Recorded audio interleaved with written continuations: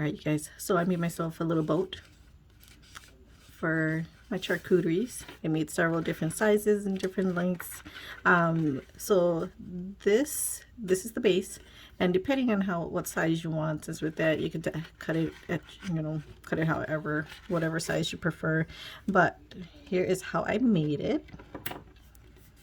So what you want to do is you want to cut the sides, one on each side. So I would just do about an inch, half an inch or so, depending on the base that you want, the size of the base. And you do the same thing to the other side. And then what you want to do is you want to remove a little bit of the middle piece.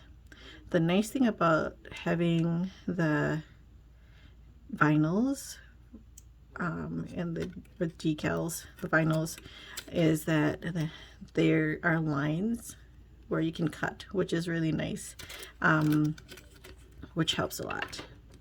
So I usually will just cut like maybe one or two, just one line, and then do the same thing to the other side.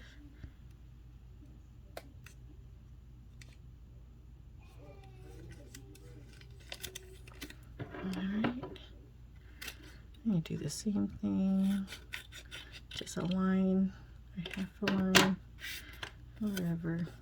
Alright, and then what you want to do is you want to tuck this underneath, kind of aim towards the middle. Aim towards the middle of the piece.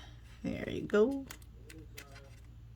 Alright, and what I'm going to do is I will put a piece of tape right there. Especially if you're planning on, stacking them and prepping them at the location, you want to make sure you put some tape on that spot, or else it'll stick to each other. And you do the same thing to the other side. Aim towards the middle. There you go. Look at that.